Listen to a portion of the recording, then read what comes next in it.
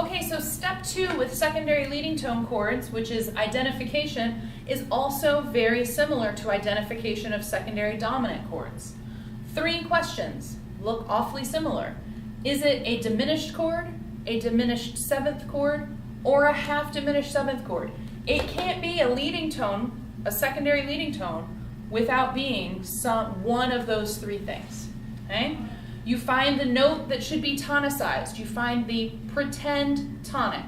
Okay? When we were spelling, we started with do and went to T, but now they're giving us T. We need to find what do would be. We go a minor 2nd above. And then the 3rd step, could that tonicized chord be major or minor in the original key? So let's look at how this works in practice. We're doing this self-test, same self-test, except now we're on page 39.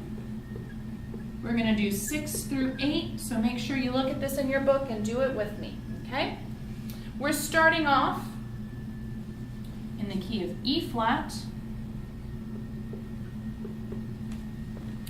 and we have G, B natural, D, and F.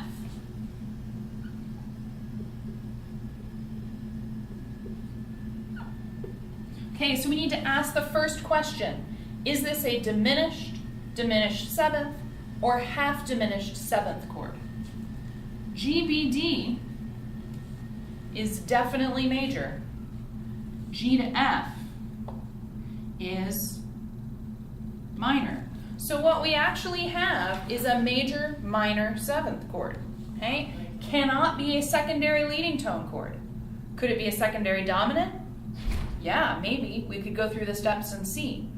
But now go back and read your directions.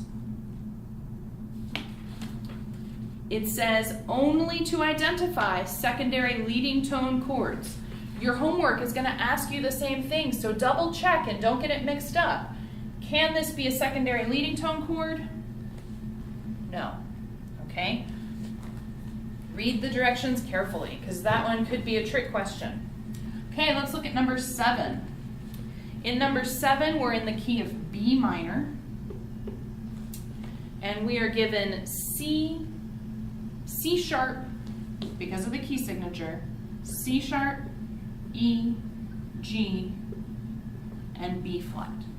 Okay, first question, what kind of chord do we have? C sharp, E, G is diminished. C sharp to B flat is diminished. So now we have a fully diminished 7th chord. It passes the first test. Now the second is we need to find the note that should be tonic. So we take the root of this chord, C sharp. Okay? We take our C sharp and go up a minor 2nd. This is T. We want to find do. C sharp to D. Okay? Now, in the key of B minor, which has 2 sharps, is this a major or minor triad? D, F sharp, A. This is major 3 in B minor. So yes, it passes that test. So then what would we call this? 7, fully diminished 7 of 3. It's in root position, therefore we don't have to add any inversion symbols, we're all set. Okay, now let's look at number 8.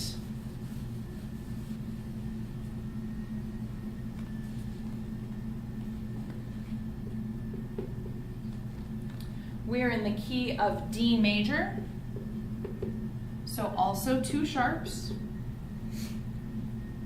And we are given the chords that are not stacked. It's not in root position. The chord is not in root position. So we're given G, B, and E sharp.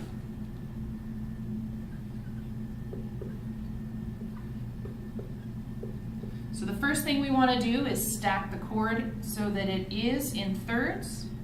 That gives us E sharp, G, and B. Okay, now I'm going to do our little trick where we take away this accidental.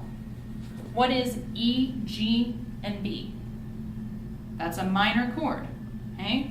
You take a minor chord, you raise the root, and now we have a diminished chord.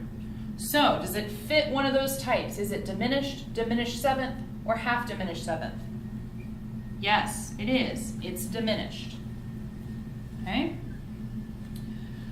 So now, step 2, find the note that should be tonicized.